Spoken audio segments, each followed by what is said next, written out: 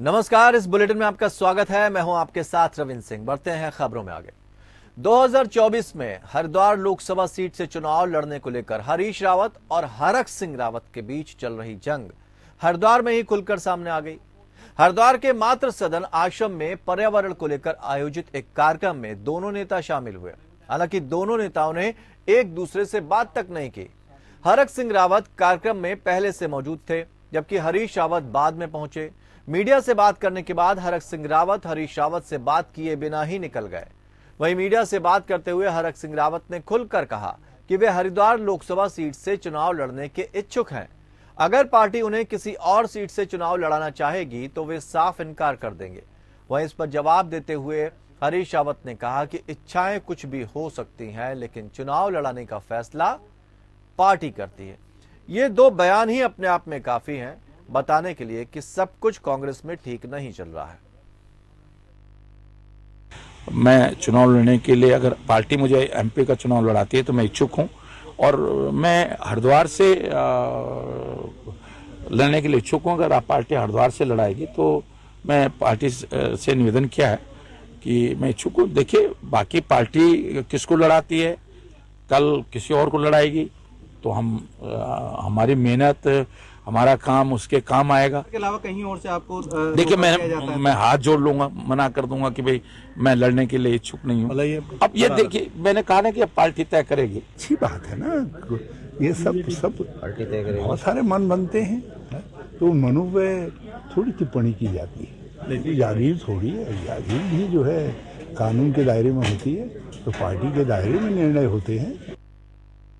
तो कांग्रेस के सामने सबसे बड़ी समस्या यह है कि जो मनोदशा है नेताओं की, वो कह रहे हैं, हरक सिंह रावत कह रहे हैं कि हम तो यहीं से, यानी हरिद्वार से ही चुनाव लड़ेंगे।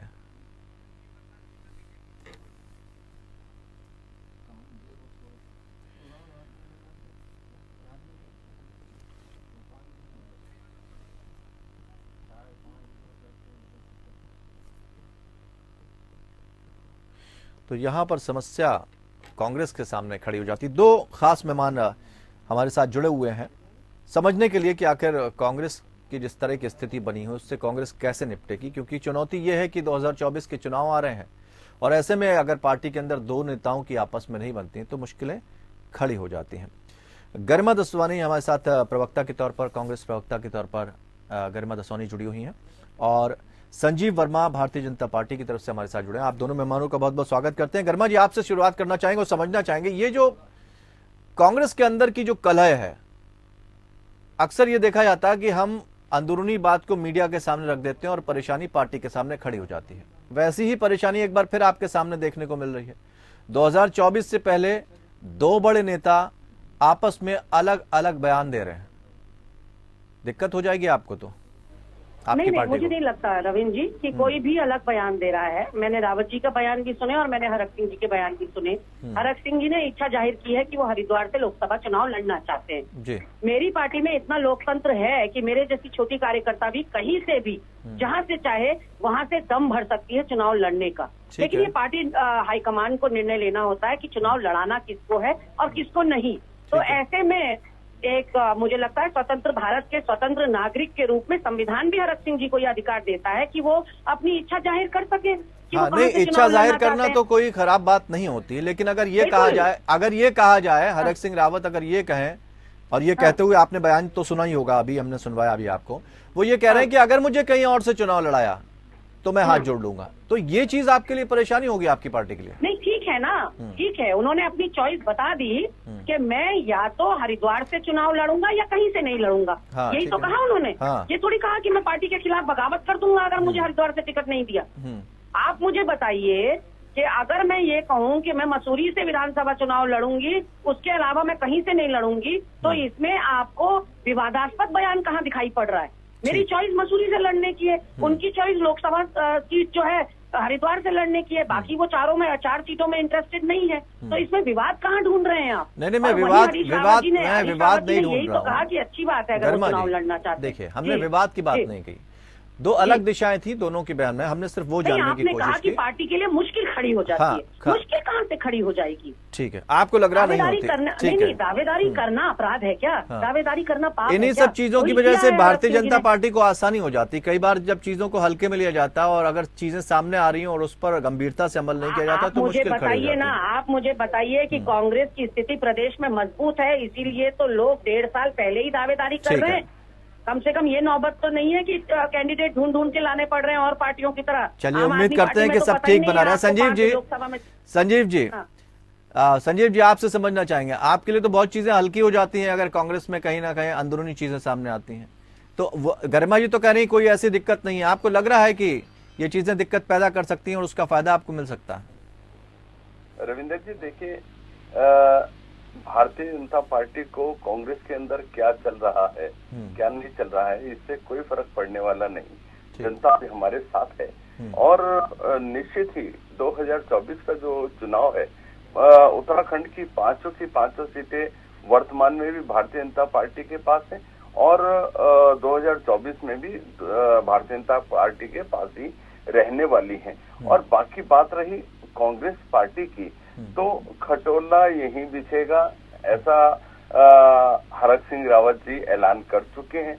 हरीश रावत जी पूर्व में हरिद्वार के तमाम जनप्रतिनिधियों को, तमाम पदाधिकारियों को गद्दार, निकम्मा, निकृष्ट की श्रेणी में खड़ा कर चुके हैं। ठीक है। और साथ ही हरिद्वार में ही उन्होंने एक बड़ा बयान दिया था कि कांग्रेस की जो आंतरिक कला है, गुटबाजी है, तमाम कांग्रेस पार्टी के सभी नेताओं को और सभी पदाधिकारियों को हमने ये सवाल इसलिए भी पूछा संजीव जी क्योंकि अक्सर संजीव जी और अभी हमने ये सवाल इसलिए भी पूछा क्योंकि अक्सर जो है कांग्रेस की कमजोर कड़ी भारतीय जनता पार्टी के लिए मजबूत बन जाती है या किसी और दल की कमजोर कड़ी भारतीय जनता पार्टी के लिए मजबूत बन जाती है।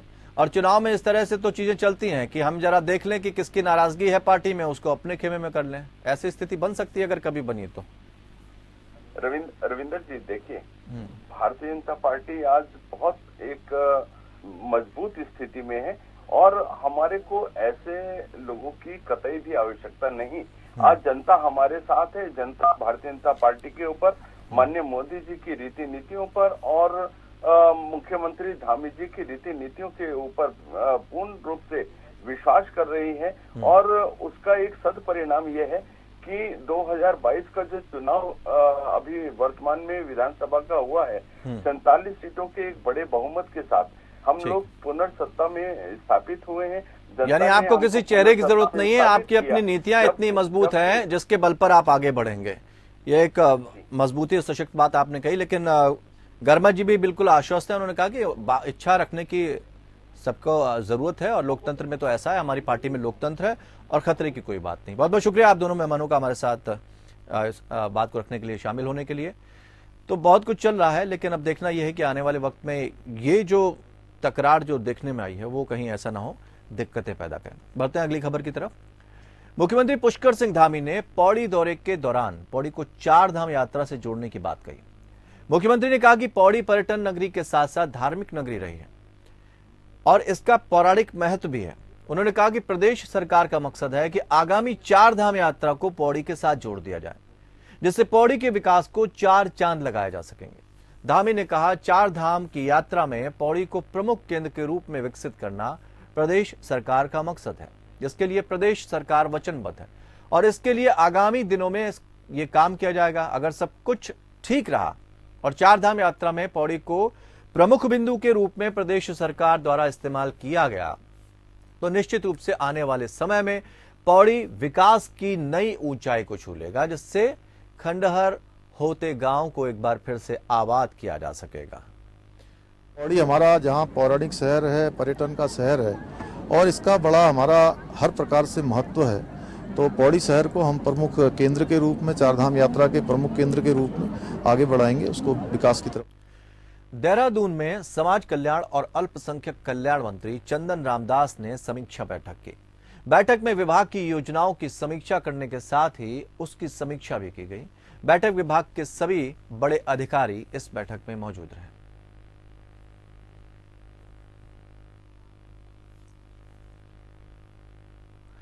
शहर कांग्रेस अध्यक्ष चुनाव को लेकर शहर कांग्रेस कमेटी की बैठक कांग्रेस भवन में आयोजित की गई, लेकिन पर्यवेक्षक के न आने से नए अध्यक्ष का चयन नहीं हो सका। इस मौके पर पार्टी नेताओं ने कांग्रेस की एकता को बनाए रखने और देहरादून में बेरोजगार छात्रों पर हुए लाठीचार्ज की निंदा की और उनको समर्थन दिया। वहीं आगामी नगर पालिका चुनाव में कांग्रेस की जीत का संकल्प लिया गया। शहर कांग्रेस भवन में आयोजित बैठक में नेताओं ने कहा कि मसूरी कांग्रेस का गढ़ रहा है और लंबे समय बाद कांग्रेस भवन कार्यकर्ताओं से खचाखच भरा है, जो कांग्रेस के प्रति युवाओं के समर्थन को दिखाता है। इस मौके पर कांग्रेस नेताओं ने कहा कि सभी कार्यकर्ताओं को आपस में बैठकर नए अध्यक्ष का चुनाव करना चाहिए ताकि कांग्रेस की एकता बनी रहे और पर्यवेक्षकों को के आने की जरूरत ही ना पड़े। आज युवा कांग्रेस के साथियों द्वारा व कांग्रेस के साथियों द्वारा यहाँ पर मुख्यमंत्री का घेराव किया गया है। जिस प्रकार से देहरादून में युवाओं के ऊपर बर्बरतापूर्वक लाठीचार्ज किया गया, इसके विरोध में और सीबीआई जांच को मांग कर लेकर आज युवा कांग्रेस पार्टी द्वारा यहाँ पर मुख्यमंत्री का घेराव किया गया है।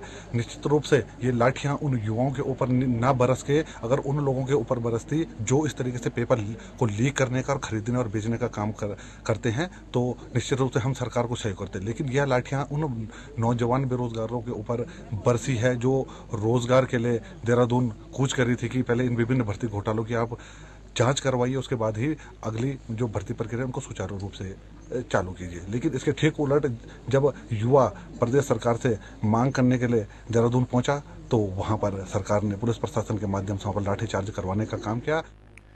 भर्ती परीक्षाओं में हुई धांधली के चलते कांग्रेस द्वारा सीबीआई जांच की मांग को लेकर एक बार फिर धरना प्रदर्शन किया गया, जिसके बाद पुलिस द्वारा बलपूर्वक उन्हें उठाकर पुलिस लाइन शिफ्ट कर दिया गया। कांग्रेस कार्यकर्ताओं का कहना है कि जब तक राज्य सरकार सीबीआई जांच को लेकर केंद्र को पत्र नहीं लिखती तब तक कांग्रेस का प्रदर्शन इसी तरह से जारी रहेगा। के लिए हमें अलाउ नहीं कर रहे हैं। ये लोकतंत्र है या तानाशाही है? ये अघोषित रूप से इमरजेंसी लगा रखी है। हम चाहते हैं कि हमारी युवाओं की बात सुनी जाए, लेकिन हमारी युवाओं की बात सुनने के लिए सरकार तैयार नहीं है। इसका प्रतिरोध पूरे राज्य की जनता को करना होगा। मैंने कहा था कि अंकिता भंडारी के जैसे कांड पर अगर इस प्रदेश में खून न खोले तो वो खून नहीं है, पानी है। और आज दोबारा कह रहा हूँ कि अगर युवाओं पर इस प्रकार की बर्बरता के बाद अगर खून न खोले तो वो खून नहीं है, पानी है। मैं हमारे युवाओं, हमारे प्रदेश के युवाओं का आह्वान करना चाहता हूँ, महिलाओं का आह्वान करना चाहता हूँ कि क्या इसी दिन के लिए लाठी डंडे खाकर हमने उत्तराखंड राज्य बनाया था? ये सोचने की बात है। उत्तराखंड में युवाओं के भारी विरोध के बीच लेखपाल पटवारी परीक्षा संपन्न कराई गई। प्रदेश में पटवारी और लेखपाल के 563 पदों पर तकरीबन 1,30,000 अभ्यर्थियों ने लिखित परीक्षाएं दी। 458 परीक्षा केंद्रों पर परीक्षा को भारी सुरक्षा के बीच संपन्न कराया गया। धामी सरकार के नकल विरोधी कानून के बाद इस दायरे में होने वाली ये पहली परीक्षा है। सर, सरकार थोड़ा चेती है इस हिसाब से, जो युवाओं का आक्रोश बाहर निकल के आया है। अभी भी युवा इस तरीके से देखा जा सकता है संतुष्ट नहीं है अभी भी, क्योंकि जब तक पुख्ता तरीके से सरकार इस पे काम नहीं करती है तो छात्रों की मांग बिल्कुल जायज़ है। और इस तरीके से हम देखा जाए तो पारिवारिक दृष्टि से भी हम प्रेशर में है काफ़ी। इस वजह से भी आधे से ज़्यादा अभ्यर्थी यहाँ एग्ज़ाम देने के लिए आए हैं और इस वजह से कश्मकश भरी हुई दिमाग में चीज़ें चल रही हैं काफ़ी ज़्यादा, जिसको देखते हुए हम यहाँ पर सिर्फ चेक करने के लिए आए थे कि एग्ज़ाम किस तरीके से मतलब हो रहा है और आने वाले टाइम पे और किस तरीके से मतलब एग्ज़ाम्स होंगी। परीक्षा धांधली के बाद शहीद स्थल पर सत्याग्रह कर रहे युवाओं का आंदोलन लगातार जारी है। प्रदर्शनकारी बेरोजगार संघ के अध्यक्ष बॉबी पवार की रिहाई और परीक्षा में हुई धांधली की सीबीआई जांच की मांग की जा रही है। इस दौरान प्रदर्शनकारियों ने प्रशासन पर आरोप लगाते हुए कहा कि आंदोलन का समर्थन करने पहुंच रहे कई युवाओं को पुलिस द्वारा रोका जा रहा है और बेरोजगार आंदोलन को दबाने का काम प्रशासन द्वारा किया जा रहा है। हमारी मांगे तो यही है कि सीबीआई जांच कराओ और हमारे भाइयों को छोड़ दो। आप लोगों ने बेवजह उनको, हम लोग ना यहाँ पे देखा हुआ है, मैंने ना जितने भी हम न्यूज़ देख रहे हैं, किसी के स्टेटस देख रहे हैं, कोई कांग्रेस के लिए लगा रहा है, कोई बीजेपी के लिए। अरे हम लोग राजनीति के लिए नहीं लड़ रहे हैं, हम लोग अपने हक के लिए लड़ रहे हैं। अगर हम लोग अपने हक के लिए नहीं लड़ेंगे तो और क्या कर सकते हैं हम लोग। और तुम लोगों से अगर प्रशासन नहीं संभाला जा रहा है ना, अगर पुष्कर सिंह धामी से प्रशासन नहीं संभाला जा रहा है तो वो इस्तीफा दे दे। अच्छा मैम, कुछ लोग क्योंकि यहाँ पर प्रशासन ही बिगड़ा हुआ है। अगर प्रशासन ही सही रूप से नहीं चला जाएगा तो हमारा उत्तराखंड सशक्त कैसे बनेगा? हमारा उत्तराखंड इतना पिछड़ा हुआ क्यों है? इसी वजह से है क्योंकि यहाँ पे हर तीसरे दिन कोई पेपर देने इतने उम्मीद के साथ जाता है, 4 दिन बाद उसको पता चलता है कि आपका पेपर पहले ही लीक हो चुका है। मतलब क्या है जिसमें आप ये बता दीजिए, जब 40 बच्चे जो पकड़े गए वो भी पेपर दे रहे हैं इस एक्ट होने के बावजूद भी, तो ये एक्ट मतलब कुछ है ही नहीं, लगभग कुछ नहीं है, नगण्य शून्य मात्र है। बिकॉज जब 40 बच्चे पकड़े जाने के बावजूद भी पेपर दे रहे हैं, इसका मतलब तो ये है ना कि पैसा बहुत अच्छा मिला हुआ इन लोगों को। सबसे बड़ी बात तो ये है, ठीक है। और दूसरी बात ये है कि लगभग हर कोई हम पे प्रेशर बनाया जा रहा है, दबाव बनाया जा रहा है, ठीक है। कल से लेकर आज तक आ रहे हैं हमारे पास में विभिन्न प्रकार की बातें हमारे ऊपर हो रही है। 6 रिहा कर रहे हैं, 5 रिहा कर रहे हैं, बॉबी भाई आ रहे हैं, बस आप लोग उठ जाइए यहाँ से, है ना सर। लगभग पूरा दबाव बनाने की कोशिश किया जा रहा है। दूसरी बात, हमारे बारे में कहा जा रहा है कि हम लोग छात्र नहीं है। ये कल बयान आया सचिव की तरफ से, आप लोग वहीं पे थे शायद से, ठीक है। तो प्लीज मैं उनसे बोलना चाहूंगा, उन सचिव से रिक्वेस्ट करूंगा कि आप आइए, हमारे आइडेंटिफिकेशन कीजिए, हम लोग छात्र है। पेपर लीक को लेकर प्रदेश भर में बेरोजगार संघ से जुड़े युवाओं ने भारी प्रदर्शन किया। वहीं बेरोजगार संघ के विरोध के बावजूद प्रदेश में पटवारी की परीक्षा संपन्न हुई। इस दौरान 1 लाख से ज्यादा परीक्षार्थियों ने प्रदेश भर में पटवारी की परीक्षा में हिस्सा लिया। राज्य में परीक्षा विरोध कानून बनाने के बाद पहली बार हुई पटवारी की परीक्षा, 1 लाख से ज्यादा परीक्षार्थियों ने इसमें हिस्सा नहीं लिया। वहीं दूसरी तरफ कुछ लोगों द्वारा अफवाहें भी पेपर लीक को लेकर फैलाई गई और हमने उसके विरोध की FIR दर्ज की है, ऐसा कहा गया। तो वहीं सीएम ने शांति से निष्पक्ष परीक्षा खत्म होने पर खुशी जाहिर की है। उन्होंने कहा कि हमने अब सख्त नकल विरोधी कानून बना दिया है। आज पटवारी लेखपाल की परीक्षा शांतिपूर्ण तरीके से संपन्न हुई है और 1 लाख से भी अधिक परीक्षार्थियों ने विभिन्न स्थानों से आकर, देश भर से आकर अपने परीक्षा में भाग लिया है। परीक्षा शांतिपूर्ण हुई है, पारदर्शी तरीके से हुई है। नकल विरोधी जो अध्यादेश है वो प्रदेश के अंदर लागू हो गया है और आज की जो पटवारी भर्ती परीक्षा थी यह भी नकल अध्यादेश से आच्छादित थी। और आगे जितनी भी परीक्षाएं जो भविष्य में होने वाली हैं वो सब कैलेंडर के अनुरूप होंगी। कैलेंडर जारी हो गया है और सभी नकल अध्यादेश से आच्छादित होंगी। सख्त नकल अध्यादेश पूरे भारत का हमने बनाया है और अब कहीं भी कोई भी अगर इस प्रकार की बात आती है तो उस पर नकल अध्यादेश की कार्रवाई होगी। धर्म की नगरी काशी अपने साहित्य के लिए भी जानी जाती है। अनेक विभूतियों ने अपनी प्रतिभा और विचारों से काशी को अलंकृत किया है। काशी से जुड़ी प्रतिभाओं को हाल में सम्मानित किया गया। एक जानी मानी चयन समिति के द्वारा देश के विशिष्ट व्यक्तियों को विविध श्रेणियों में चुनकर सम्मानित किया जाता है। इसी कड़ी में बनारस साहित्योत्सव और गोमती देवी स्मृति समारोह का आयोजन किया गया। तो काशी की महत्ता के बारे में बता रहे थे, वहां पर जो बताया गया कि वहां पर किस तरह की स्थिति है, एक झलक देखते हैं।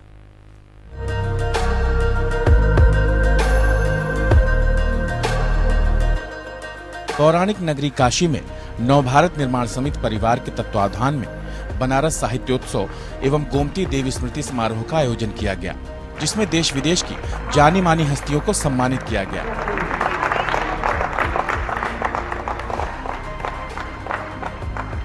गोमती देवी उत्कृष्टता सम्मान शिक्षा, साहित्य, कला, संस्कृति, पत्रकारिता और न्याय के क्षेत्र में उत्कृष्ट कार्य करने के लिए दिया जाता है। इस अवसर पर कार्यक्रम के मुख्य अतिथि वरिष्ठ अधिवक्ता और सुप्रीम कोर्ट बार एसोसिएशन के उपाध्यक्ष श्री प्रदीप राय को सम्मानित किया गया।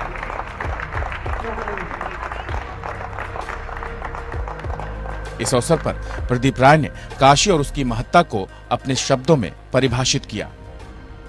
इस कार्यक्रम के जो आयोजक गण हैं, मैं इनको बहुत बधाई देता हूँ, क्योंकि आपने ऐसी परिकल्पना की जरूरी है। काशी तो साहित्य की नगरी रही है। आप काशी में भारतेंद्र हरिश्चंद्र, काशी में ही सर सैयद अहमद खान, काशी में ही पंडित महामना मदन मोहन मालवीय, काशी में ही हाईकोर्ट के हमारे पहले हिंदुस्तानी जज सर सैयद अहमद खान के बेटे जस्टिस महमूद, और उनकी सारी की सारी उपलब्धियां, साहित्य यहाँ पे, द्विवेदी युग यहाँ पे, शुक्ला युग यहाँ पे और भारतेंद्र युग भी यहाँ पे। अब ये तीनों युग यहीं के हैं और इसके बावजूद साहित्य को लेके हमारी जागृति नहीं हो, हमारी कोशिश नहीं हो, और हमारी कोशिश को एक जो रफ्तार मिलनी चाहिए वो नहीं मिले, उसको जो सम्मान मिलना चाहिए वो नहीं मिले, ये ठीक बात नहीं है। आपने शुरू किया, जो सबसे पहले शुरू करता है, जो नींव का पत्थर होता है, उसकी भूमिका और उसकी महत्ता बहुत बढ़ जाती है। मैं आप सब लोगों को इस कार्यक्रम के लिए, इस तरह के आयोजन के लिए ज्यादा बधाई इसलिए भी देता हूं कि आप लोग बिना किसी सरकारी मदद के कार्यक्रम कर रहे हैं। तो काशी की महत्ता के बारे में बता रहे थे वरिष्ठ अधिवक्ता और सुप्रीम कोर्ट बार एसोसिएशन के उपाध्यक्ष प्रदीप राय जी। अब बढ़ते हैं अगली खबर की तरफ।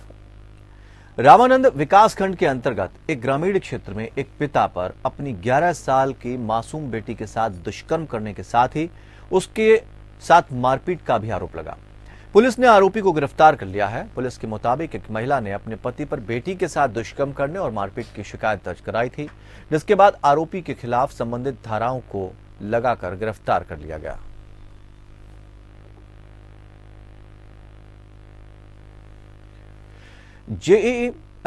जेईई पेपर लीक कांड में फरार चल रहे आरोपी भाजपा नेता और मोहम्मदपुर जट के ग्राम प्रधान संजय धारीवाल पर हरिद्वार पुलिस ने 25,000 का इनाम घोषित किया। संजय धारीवाल समेत 3 लोगों पर पुलिस ने 25,000 के इनाम की घोषणा की है। आरोपी भाजपा नेता और 2 अन्य आरोपियों की तलाश में एसआईटी सहारनपुर से यूपी के बलिया तक छापेमारी जारी है। पटवारी और जेईई पेपर लीक मामले की जांच कर रही एसआईटी कई लोगों को गिरफ्तार कर जेल भेज चुकी है, लेकिन भाजपा नेता संजय धारीवाल अभी तक पुलिस की पहुंच से दूर है।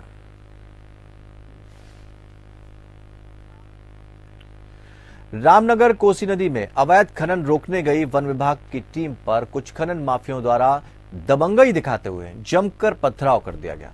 इतना ही नहीं, खनन माफियाओं द्वारा वन विभाग द्वारा अवैध खनन में कब्जे में लिए गए 2 वाहनों को भी जबरन छुड़ा लिया गया। इस मामले में पुलिस ने आरोपियों के खिलाफ मुकदमा दर्ज कर तलाशी अभियान शुरू किया। पुलिस के मुताबिक कोसी नदी के बंजारी प्रथम गेट पर अवैध खनन रोकने के लिए वन विभाग की टीम पर मौके पर 4 अज्ञात लोगों ने पथराव किया, जिसमें विभाग का सरकारी वाहन बुरी तरह से क्षतिग्रस्त हो गया और वाहन में मौजूद कर्मचारियों ने किसी तरह भागकर अपनी जान बचाई। कोतवाली ने बताया कि खनन माफियाओं द्वारा वन विभाग की टीम द्वारा अवैध खनन में पकड़े गए 2 वाहनों ने जबरन उन्हें छुड़ा लिया और ये वाहन खनन माफिया अपने साथ ले गए। यानी वाहनों को छुड़ा लिया गया और खनन माफिया जब पथराव हुआ उसके बाद ये वाहन अपने साथ ले गए। उन्होंने बताया कि इस संबंध में आरोपियों के खिलाफ मुकदमा दर्ज करने के साथ ही उन्हें गिरफ्तार करने के लिए पुलिस टीमों का गठन कर दिया गया है। अखिल भारतीय किन्नर महासम्मेलन के दौरान किन्नर समाज द्वारा रामनगर में बैंड बाजे के साथ विशाल कलश यात्रा निकाली गई। कलश यात्रा का रामनगर में कई स्थानों पर स्वागत किया गया। शोभा यात्रा में रथ पर सवार भवानी शंकर नंदगिरी श्री 1008 महामंडलेश्वर ने भी अपना आशीर्वाद शहर के लोगों को दिया। वहीं कार्यक्रम के आयोजक समाज सेविका किन्नर याना खान ने बताया कि किन्नर समाज का ये सम्मेलन 6 फरवरी से रामनगर में आयोजित किया जाता है, जिसमें देश के कई इलाकों से भारी संख्या में किन्नर समाज के लोग हिस्सा लेते हैं। वहीं कार्यक्रम के आयोजक समाज सेविका किन्नर याना खान ने बताया कि किन्नर समाज धूमधाम से इस आयोजन को मनाता है और देश के तमाम इलाकों से किन्नर समाज के लोग हिस्सा लेने आते हैं। किन्नर याना खान ने बताया कि उनके समाज के द्वारा शोभा यात्रा के दौरान ईदगाह स्थित मजार पर जहां एक ओर चादर चढ़ाई गई तो वहीं बालाजी मंदिर में पूजन अर्चन के बाद 1 घंटा भी अर्पित किया गया। उन्होंने बताया कि सम्मेलन का मकसद शहर और प्रदेश और देश के खुशहाली के साथ ही सभी लोगों के जीवन के उज्जवल भविष्य की कामना की जाती है। चमोली के उच्च हिमालयी क्षेत्र में बीते 2 दिनों से अलकनंदा घाटी और बद्रीनाथ क्षेत्र सहित लामबगड़ खिरो घाटी की पहाड़ियों में जमकर बर्फबारी हुई, जिसके बाद अब लामबगड़ घाटी और बद्रीनाथ राष्ट्रीय राजमार्ग के पास हिम नदी में बहते हुए वो दिखाई दिए।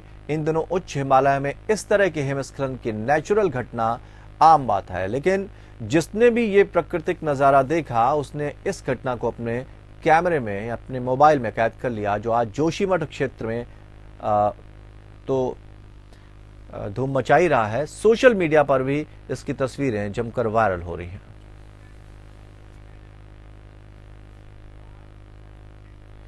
तो इस बुलेटिन में फिलहाल इतना ही, लेकिन खबरों का सफर लगातार जारी रहेगा। जुड़े रहिए हमारे साथ।